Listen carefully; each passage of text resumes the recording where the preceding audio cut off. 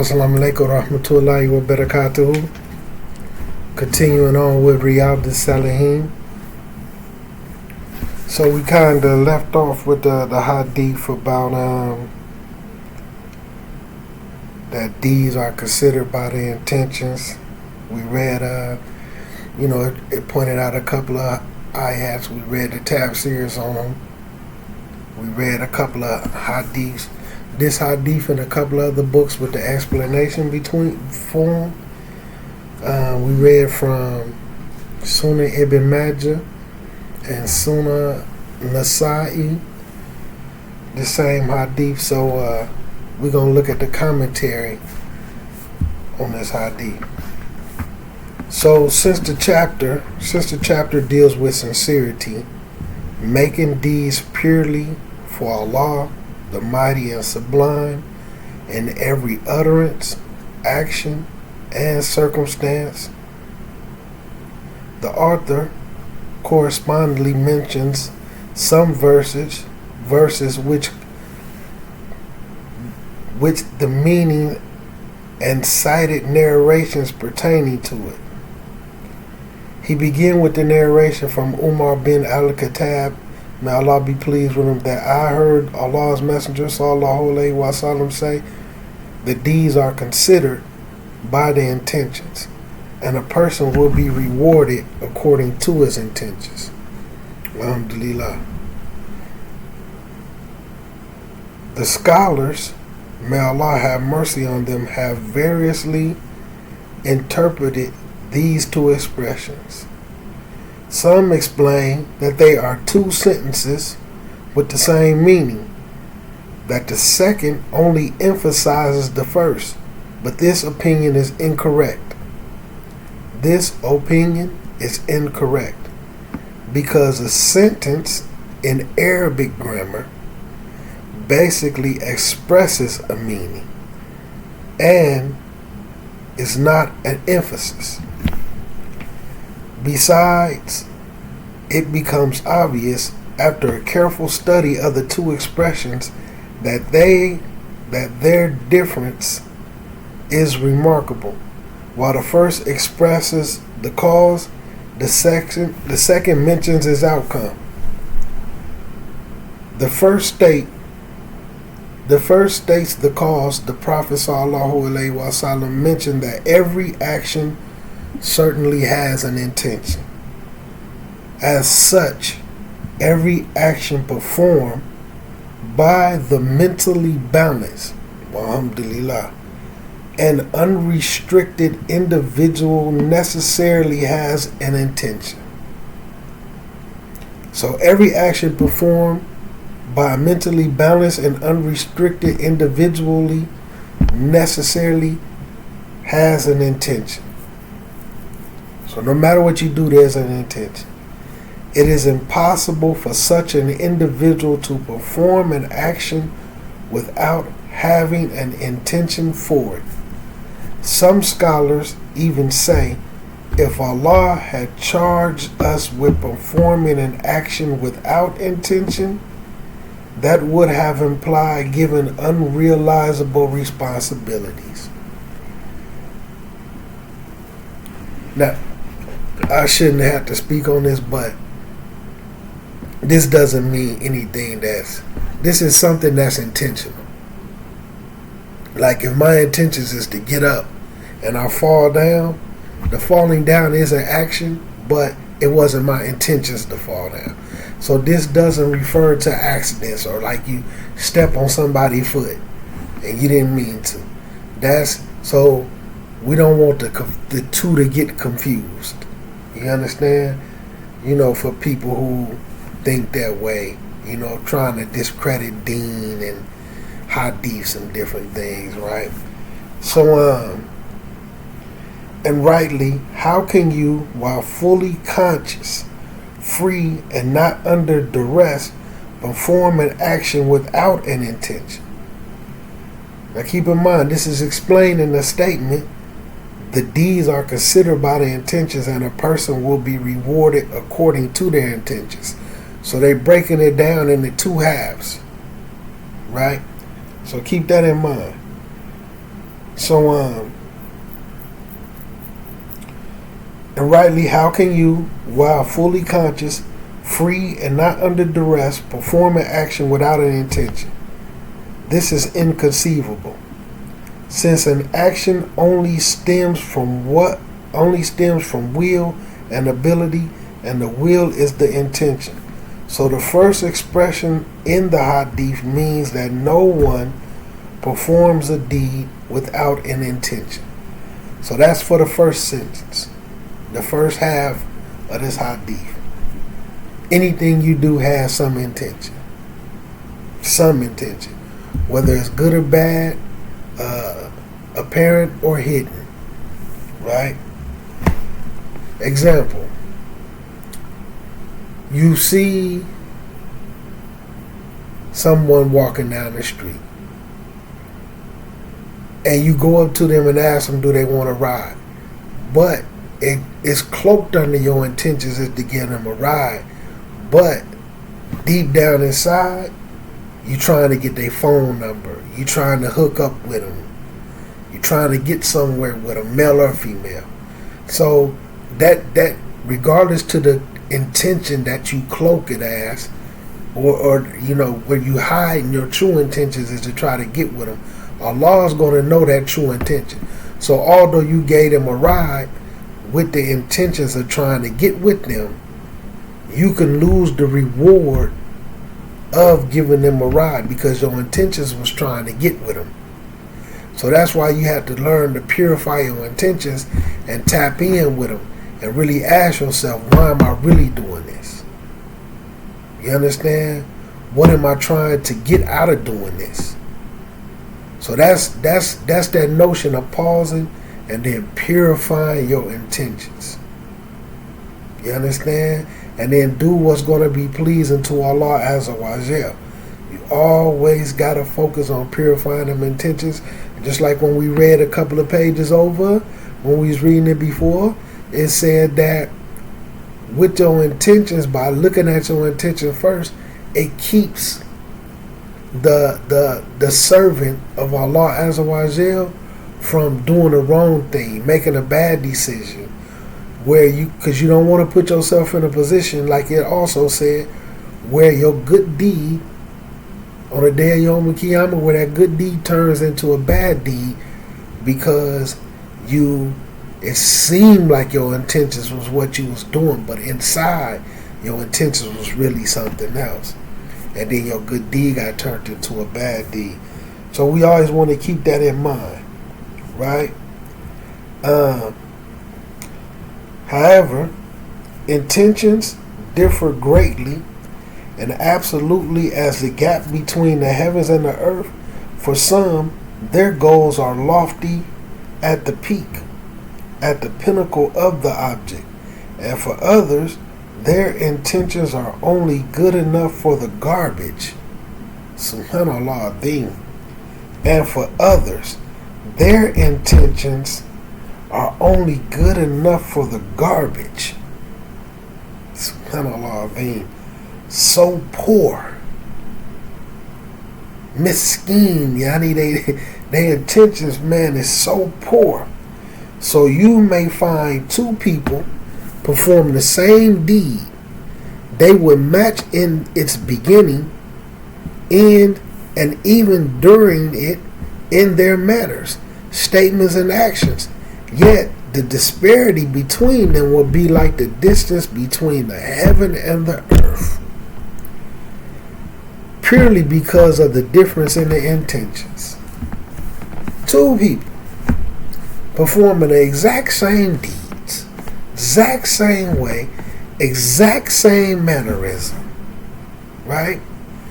But between them, the deeds is the distance between them. The distance between their deeds is a distance between the heavens and the earth. Subhanallah Adhim. And so, like I say, the disparity between them will be like the distance between the heaven and the earth, purely because of the differences in the intentions. Hence, The basic principle is that there is no action without an intention, but intentions differ and vary. Alhamdulillah. And see, alhamdulillah, I love the way they breaking this down, because I see so many people misuse this hadith. You rewarded by your intentions, what you intend, this and that. And the way this is breaking it down, bringing so much clarity, like, you know, this could turn into a bad deed for you. You know what I'm saying? Like, subhanAllah thing. So, and regarding the outcome of that, he said, and a person will get the reward according to their intentions. So this go back to what I was saying when I was reading the original thing, because a lot of people say deeds are accepted based off the intentions. That's not what it's saying. It's done by your intentions, because everything has an intention. Every action, every speech. You know, you might be having a conversation and you might leave a word out, or that's different. But your speech, your intention to talk, everything has an intention, right? But the reward that you get is based off of what the true intention is, even if you hit it deep down in your heart. So by saying, not necessarily saying that it's accepted, but if that good deed get turned into a bad deed, then that means it wasn't accepted. So therefore, what you want to appear as the intention doesn't mean that's what you're going to get. Case in point, I've seen an individual say out of their mouth, because which is showing when we read the beginning of this, that this is a bid'ah. I intend to get up and pray 4 rakats for Asr. But their real intentions was not to get up. And then they went ahead and watched TV and laid down because they were sleepy. But they feel like because they said those words, when their true intentions was to go to sleep and not get up. But they feel like because they uttered those words, they were still going to get the reward for making Asr. Now that's a different story if you naturally fall asleep, or you don't hear your alarm or whatever go off so that you can get up to pray. But your true intentions was to get up and pray, then you can fall under those categories. Bismillah Allah Ta'ala. So again, it says, and a person will get the reward according to their intentions. The reward. Thus, everyone gets what they intend. If they intends Allah in the abode of the hereafter, in the approved actions they perform, then they will earn that. SubhanAllah. But if they intend worldly benefit, it may or may not come their way. Might not get accepted. Allah the Exalted says, whoever desires the quick passing, transitory enjoyments of this world, we readily grant them what we will for whom we like. Allah does not say we readily grant them what they desires. Rather, He, the Mighty and Sublime, said we readily grant them what we will, not what they desire. Similarly, for whom we want, not for everybody. Therefore, Allah limits what will be granted and to whom it will be granted to. That is to say, among the people are those who will be granted their worldly desires, while others will be granted only a share of it, and some will still not be given anything at all. Allahu Akbar. some still won't be given anything at all. And this is something I used to ask myself, like, imagine you praying for a particular life, and it's good, it's permissible, it's Islamic, and you never get it. Like, how strong is your worship to Allah Azza wa Jal if you live in a life that you don't even want, that you want to live, you don't want to be dead, but it's not the life that you ask for. It's not the life that you pray for. It's not the life that you strive for. But you still have to worship Allah Azza wa Jal. You know, imagine Allah not blessing you with any dua that you ask for. Subhanallah Azim. Not saying you won't get something better in the hereafter, but that's a bitter pill to swallow for some people. You gotta have some strong iman, and may Allah protect me from that. You know, it's kinda sometimes, man, you look at the average individual and how many of us actually have the exact life and everything exactly like how we want it. Like, you might have a spouse that's pretty decent, but it's not everything you want. You might have a job that's pretty decent, but it's not necessarily what you want. It's not what you probably would have chose, but it's what you fell into, or just the place where you got hired. You know, you might have a car that's sufficient, but it's not necessarily the car that you want. You know, it's a lot of things, man, that people want, but they got what they need, but not necessarily what they desired. You know, that could kind of put that into a perspective where Allah's saying some people, they get in what they desire, but then some people, they don't. They might just give them a piece of it. We're gonna give you the spouse, but it's 60% of what you asked for. You know what I'm saying? You might get a piece of it, and then you might not get anything from what you desire. Like, alhamdulillah. So it says, but, and whoever desires the hereafter and strives for it with the necessary effort due to it, which means the efforts due to it means do righteous deeds of Allah's obedience while they are a believer, then such are the ones whose striving shall be appreciated. You know, Allah is gonna, you know, reward. The reward is from Allah alone. So he will certainly achieve the reward of what he does for the sake of Allah and the abode of the hereafter. Hence, and a person will get the reward according to their intentions. And his Allah is saying the deeds are considered by intentions. This expression and the preceding ones, the preceding one are scales for every deed. They are scales for the hidden deeds. And his saying in the hadith reported by Bukhari and Muslim on the authority of Aisha, may Allah be pleased with her, that whoever does an act which we have not given approval will have it rejected. It got to be in accordance with the Quran and the Sunnah. It got to be in accordance with with the correct sincerity and sincere intentions. Allah Azza wa Jal saying it in this authentic hadith. The Rasul informed us, right?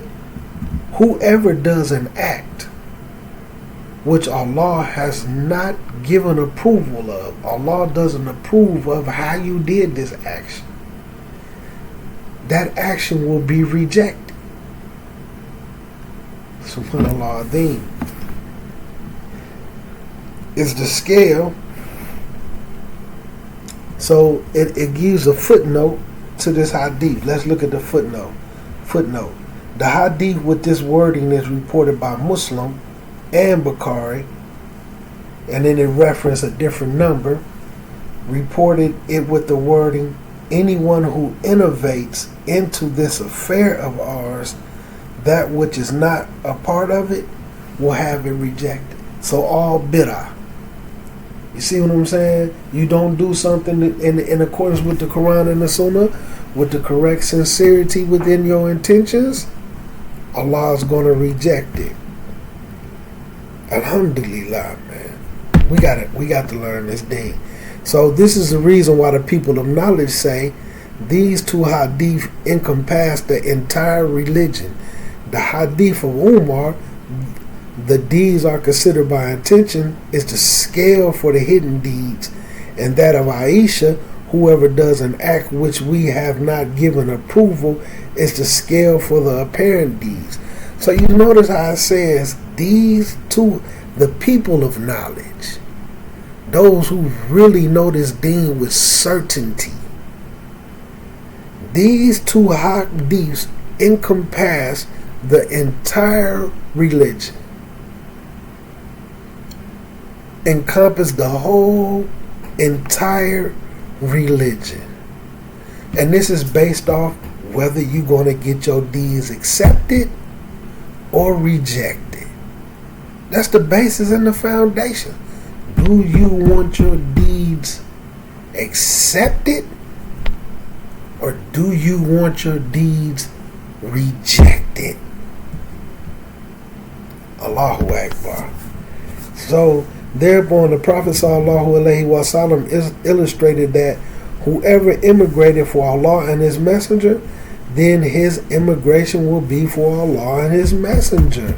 And whoever immigrated seeking the worldly benefits, then the worldly benefit they attain it. Or for a spouse, and they marry them, then their migration is for that which they migrated for. If you made hijrah so that you could get some money and do a little business, some worldly life, some status. Hey, I made hijrah. Hey, I live here. Y'all stuck in America. I'm over here living it up. Or you just went over there for a spouse. You didn't do it solely for Allah and His Messenger. Regardless of what you tell yourself, you know what I'm saying? Because Allah gonna know what's in here. So that's extremely important. So, man, alhamdulillah, man. I'm feeling this Riyadus'Saliheen. So like it says, Al-Hijrah is that a person migrates from the land of disbelief to the land of Islam. For example, if an individual resident is in America and America is a land of disbelief, embraces Islam but is unable to publicly establish the open aspects of their religion, and so they move to the lands of Islam, this would be considered hijrah. But like I said, you gotta do that for the right things, not for those worldly benefits. And not saying worldly benefits ain't gonna come with it, and not saying getting married is something that you shouldn't do, but those should be secondary. Your first, main, most important intentions is, I'm moving here to please Allah Azza wa Jal so that I can establish Quran and Sunnah in my life. Real implementation, not just move over here to be around the Muslims and say I made hijrah so that I can get some worldly benefit in a spouse. Alhamdulillah. You don't want to turn that into a bad deed. The foundation is those two hadiths. Do you want this deed accepted, or do you want this deed rejected? Right? So it says, but when people migrate, they differ in their reasons for migrations. Among them are those who migrate and leave their land to Allah and His Messenger. In other words, they migrate to the Sharia, which Allah legislated through His Messenger. Sallallahu Alaihi Wasallam. Such an individual will achieve goodness and obtain its objective. So he said, then his immigration will be for Allah and His Messenger, meaning he has certainly obtained this objective. The second among those who migrate is they who migrate for worldly benefit they seek to achieve. This is a person who perhaps loved to amass wealth and hear that Islamic countries are lush, fertile lands for that. He then migrates from the land of disbelief to the land of Islam just for wealth, nonchalant regarding his religion and only rather concerned about wealth and accusations. Subhanallah, man. Slippery slope. Slippery slope. Said they nonchalant. They get to the Muslim lands and be nonchalant regarding their religion. That's a slippery slope, you heard? So, the third is a person who migrates from the land of disbelief to the land of Islam because of a spouse that they desire to marry.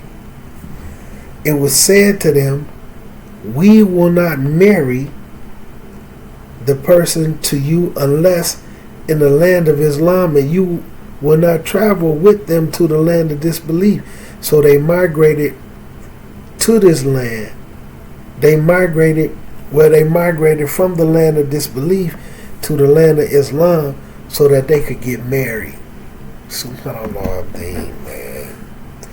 So we gonna close on there, just a little bit of after Fajr Halakha, and then we'll pick back up, inshallah, bithni Allah Ta'ala. Assalamu alaikum wa rahmatullahi wa barakatuh.